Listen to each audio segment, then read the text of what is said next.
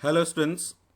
आज हम लोग इस सेशन में सीआरपीएफ प्रोफेशनल स्किल के कुछ क्वेश्चंस को डिस्कस करेंगे। तो देखिए, प्रोफेशनल स्किल का क्वेश्चन 70 क्वेश्चन आना है आपके एग्जाम में, ठीक है ना। 70 क्वेश्चन आएगा। आज इस सेशन में हमने 10 क्वेश्चन लिया हुआ है। पीडीएफ आपको ऑलरेडी दे चुके हैं, आपके ग्रुप में देख लो, ठीक है। तो क्वेश्चन नंबर 1 है, What is mentioned in CRPF Act 2001? Sorry, no. Sorry. What is mentioned in CRPF Act number 1? Act number 1. CRPF Act number 1 में क्या उल्लेखित है? इसमें किस विषय के बारे में बताया गया है?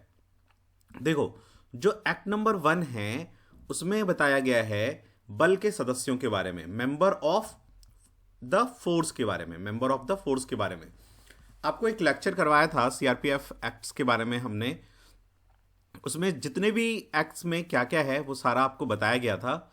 तो यदि आप वहां से एक बार कंसर्न देख लें चीज़ों को तो आपको याद आ जाएगा कि डिफरेंट जो एक्ट हैं उनमें क्या क्या है, ठीक है ना। वो आपको ऑलरेडी हमने पीडीएफ प्रोवाइड कर दिया है। तो मैं पीडीएफ भी दे दिया और वीडियो भी दे रखा है। तो इसका आंसर आएगा मेंबर ऑफ फोर्स, बल के सदस्यों के बारे में, ठीक है ना। देखो, यदि आप देखना चाहोगे कि भाई क्लोज अरेस्ट कहां पे मेंशन है, क्लोज अरेस्ट, ठीक है, क्लोज अरेस्ट कौन से रूल में मेंशन है, तो सीआरपीएफ एक्ट 1949 के एक्ट नंबर 2 का बी पार्ट है क्लोज अरेस्ट। एक्ट नंबर ये आता है, एक्ट नंबर 2 का बी पार्ट है क्या, क्लोज अरेस्ट, जिसे हम कहते हैं बंद गिरफ्तारी, ठीक है ना। अच्छा, सैलरी किस में आता है, ठीक है, और वेतन और भत्तों की कटौतियों के बारे में कहां पे दिया गया है चीजें, आपका एक्ट नंबर 13 में दिया गया है, ठीक है ना। पनिशमेंट, दंड, दंड से संबंधित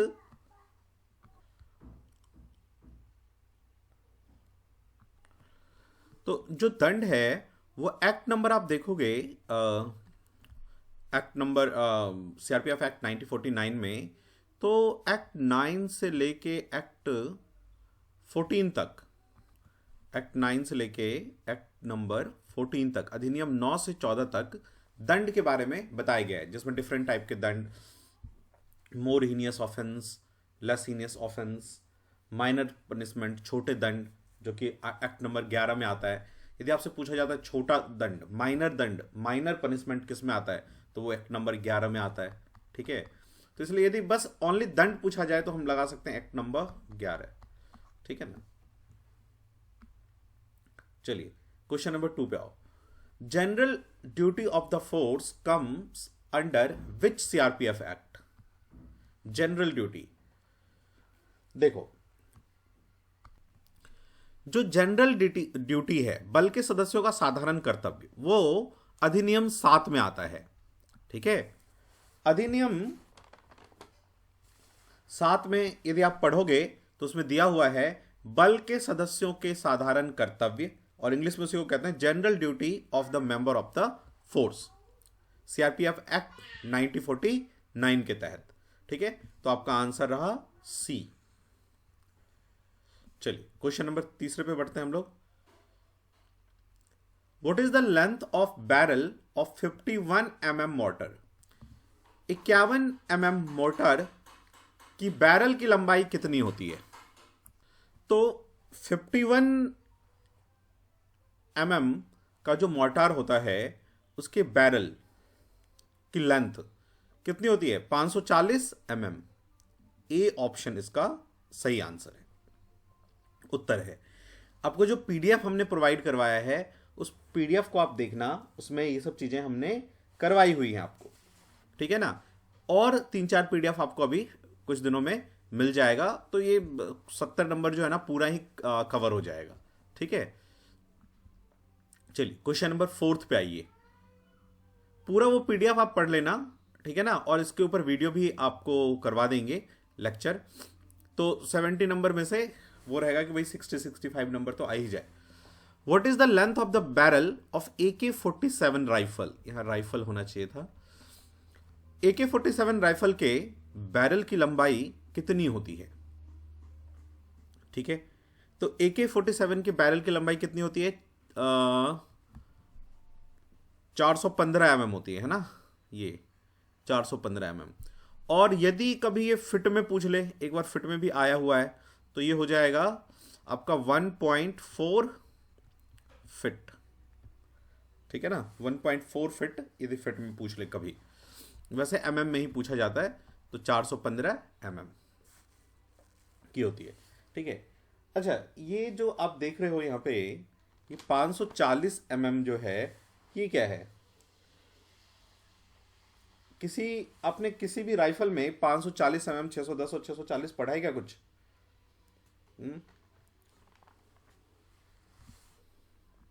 तो यदि आप लास्ट क्वेश्चन देखो तो अभी हमने किया है कि 51 mm मोर्टार के बैरल की लंबाई कितनी होती है? 540।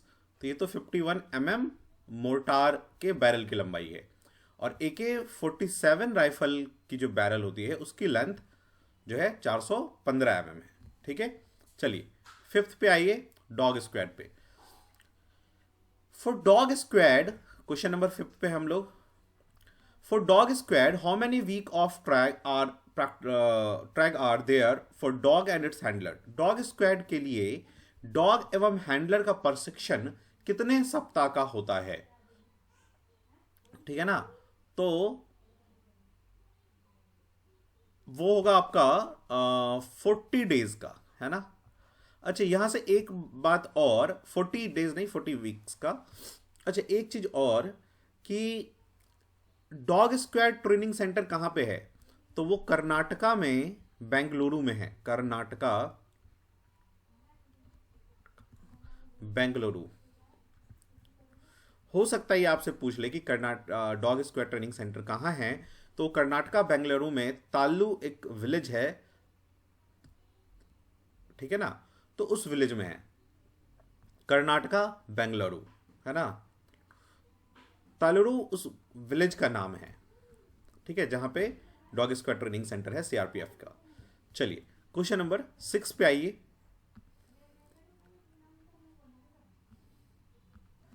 क्वेश्चन नंबर 6 है, how many types of grenade are being fired by UBGL?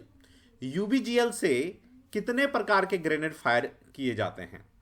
देखो यहां तो ये लिखना चाहिए था, क्योंकि CRPF में 40 mm का UBGL हम लोग यूज करते हैं, ठीक है ना, तो 40 mm UBGL को मेंशन करना चाहिए था यहाँ पे, ठीक है ना।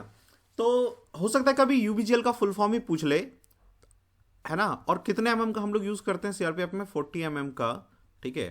तो इसका फुल फॉर्म होता है U for under, B for barrel, G for grenade,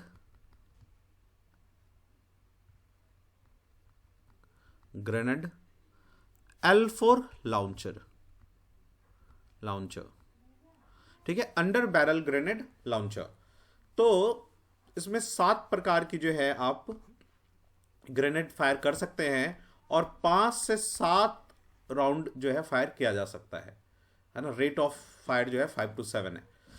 चलिए क्वेश्चन नंबर 7 पे आ जाओ। How many types of wire obstacle are there? Wire obstacle कितने टाइप की होती है? ठीक है, तो आपको पता है कि वायर ऑब्स्टेकल 4 तरह के जो है वो होते हैं। तो टाइप्स ऑफ वायर ऑब्स्टेकल हमने देख लिया, 4 टाइप का होता है। आप इंटरनेट पे फाइंड करोगे तो 3 टाइप का दिखाएगा। क्वेश्चन नंबर 8 में आ जाओ। Fatigue comes during training due to, प्रशिक्षण के दौरान थकान का कारक क्या होता है? देखो हमें जो भी थकान होता है, आप देखेंगे जब आप ज्यादा एक्सरसाइज कर लेते हो, ठीक है, इन सभी, या ज्यादा चल लेते हो या ज्यादा कोई वर्क कर लेते हो, तो होता क्या है कि बॉडी को ज्यादा ऑक्सीजन चाहिए। लेकिन बॉडी को जब आप सो जाते हो रात को, तो ऑक्सीजन ज्यादा मिल नहीं पाता है, ठीक है, और उसके वजह से क्या होता है कि बॉडी में लैक्टिक एसिड बनने लग जाता है। ऑक्सीजन की कमी की वजह से देखो ग्लूकोज लैक्टिक एसिड में चेंज होने लग जाता है, और वो फिर मसल्स को क्या करता है, आपके मसल्स में क्रैम्प कॉज करता है, मसल्स में तनाव होता है उसके कारण। तो वो हो गया लैक्टिक एसिड। हमेशा मसल्स में जो थकान होता है वो लैक्टिक एसिड की वजह से होता है। और ये कैसे बनता है, हम देखो हमारे बॉडी में ग्लूकोज जो है, ग्लूकोज से बनता है पाइरुवेट। पाइरुवेट होता है एक केमिकल। इसको यदि पूरा एनर्जी मिल गया, पूरा ऑक्सीजन मिला सप्लाई, तब तो कंप्लीटली एनर्जी दे देगा। लेकिन होता क्या है, जब नाइट में आप सो जाते हो या एक्सरसाइज करने के बाद आराम कर लेते हो और बॉडी को टोटल ऑक्सीजन नहीं मिल पाता, तो वो जो पाइरुवेट है जो ग्लूकोज से बना है, ये कंप्लीट आपको एनर्जी एटीपी एडिनोसाइन ट्राइफॉस्फेट नहीं दे पाता है और लैक्टिक एसिड में चेंज हो जाता है। और लैक्टिक एसिड क्या करता है, मसल्स को जकड़ देता है, क्रैम्प कॉज करता है उसमें, उस ठीक है ना, तनाव कॉज करता है, जिसके कारण हमें थकावट लगती है। तो लैक्टिक एसिड। देखो ये जो एड्रिनल है, ये एक तरह का केमिकल है जो हमारे बॉडी से रिलीज होता है और एड्रिनल ग्लैंड से। ये क्या करता है, आपको इमरजेंसी में ना एनर्जी प्रोवाइड करता है। जैसे फॉर एग्जाम्पल आप ऐसा सोचो कि मैं भी आपको कहूं कि 15 किलोमीटर भागो, तो भागने में थोड़ी दिक्कत होगी, लेकिन पीछे कोई गन लेके दौड़े तो आप देखो कितनी तेज भागोगे। तो उस टाइम एनर्जी कहां से आता है, ये एड्रिनल जो है उस टाइम हमें एनर्जी प्रोवाइड करता है। समझ गया ना? इसीलिए इसको कहते हैं fight and flight hormone. Fight and flight hormone या इमरजेंसी हार्मोन कहते हैं इसको, एड्रिनल को। ठीक है ना? CO2 को तो हटा दो, पीएच फैक्टर से कोई लेना देना नहीं है, वो तो एसिड और बेस नापने के लिए होता है। ठीक है ना? चलो क्वेश्चन नंबर 9 पे आओ। What is the weight of AK-47 rifle with empty magazine? AK-47 rifle का वजन खाली मैगजीन के साथ क्या होता है? ठीक है, तो आपको ये तो पता है, बहुत ईजी है, 4 किलो 300 ग्राम होता है। ठीक है ना? नेक्स्ट क्वेश्चन आओ। अच्छा देखो, एक चीज मैं आपको बता दूं कि गूगल पे बहुत सारा इंफॉर्मेशन यदि आप ढूंढोगे तो वो अलग बताएगा। ठीक है ना? तो जो हम लोग की हमारी ट्रेनिंग है, वो सीआरपीएफ की ट्रेनिंग जो है वो, और जो बाहर की दुनिया में चीजें हैं वो डिफरेंट होता है, हमेशा हर चीज सेम नहीं होता है। तो आप उसको मत कंसिडर करना। आपको ट्रेनिंग में क्या पढ़ाया गया है, आप उस पर वो रहो, क्योंकि जो हमारा मोडस ऑफ अप्रेंडी है, जो सीआरपीएफ का मोडस ऑफ अप्रेंडी है वो डिफरेंट है ना, सिविलियन से। तो क्वेश्चन नंबर 10 पे आ जाओ। व्हाट इज द मजल velocity of AK-47 rifle? AK-47 rifle का मजल वेलोसिटी क्या होता है? ठीक है, तो AK-47 का जो मजल वेलोसिटी होगा वो होगा आपका, क्वेश्चन नंबर 9 कर लिया क्या हम लोगों ने? हाँ ठीक है। AK-47 का मजल वेलोसिटी होता है 715 मीटर पर सेकेंड, है ना?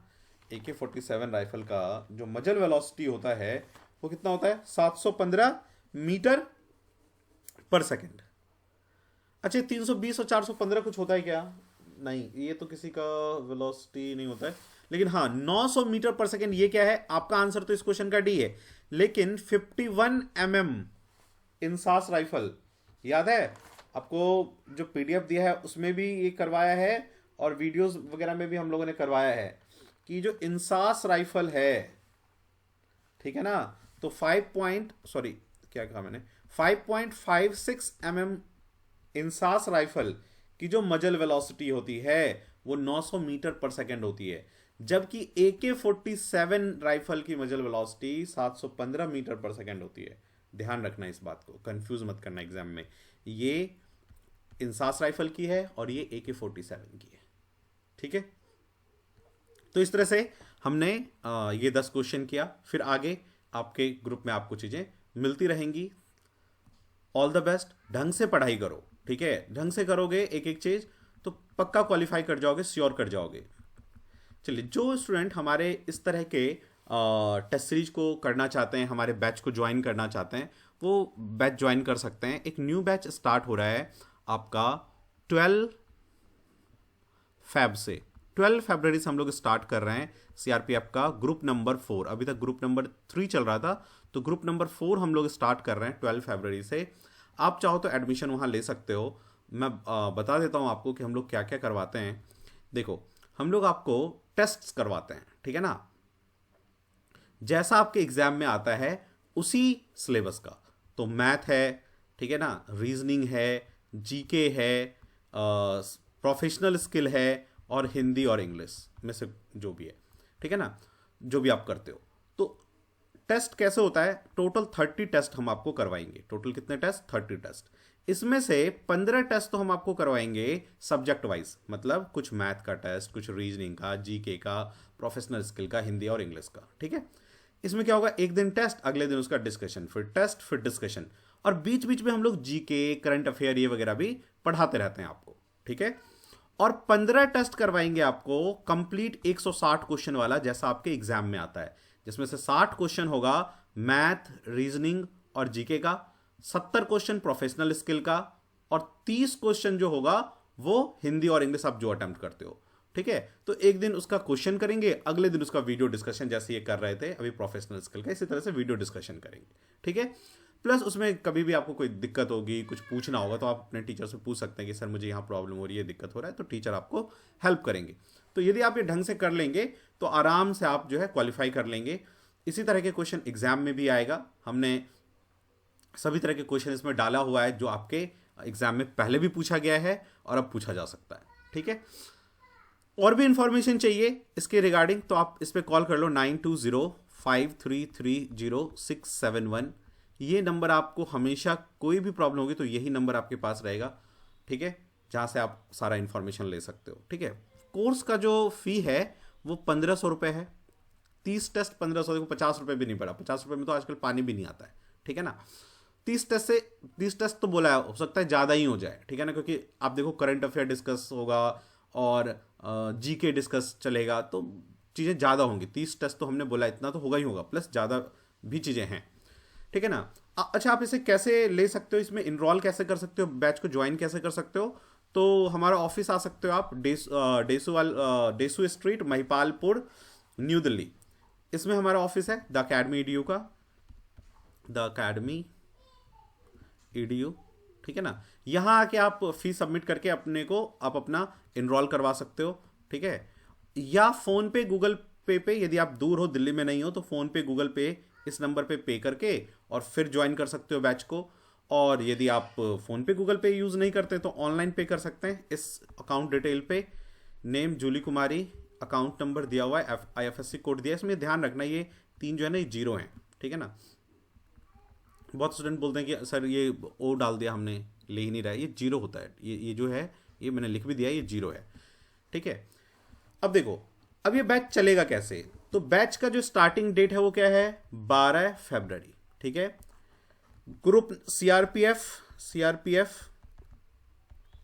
टेस्ट ग्रुप 4, ठीक है।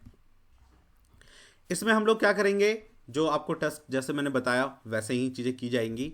जो जो एडमिशन लेगा उसको इस ग्रुप में हम ऐड कर देंगे और इस ग्रुप के थ्रू ही आपको चीजें मिलेगी। जैसे 12th को मान लो कि एक आपको PDF क्वेश्चन मिल गया, ठीक है ना, PDF क्वेश्चन मिल गया, फिर अगले दिन उसका डिस्कशन मिलेगा, ठीक है, फिर अगले दिन PDF, फिर अगले दिन डिस्कशन। तो इस तरह से ये चलता रहेगा एग्जाम तक, ठीक है ना। एग्जाम तक हम और आप साथ रहेंगे और ये जो चीजें हैं, मटेरियल है, वो हमेशा उसके अंदर रहेगा, ये डिलीट नहीं होगा, कभी भी डिलीट नहीं होगा, ठीक है।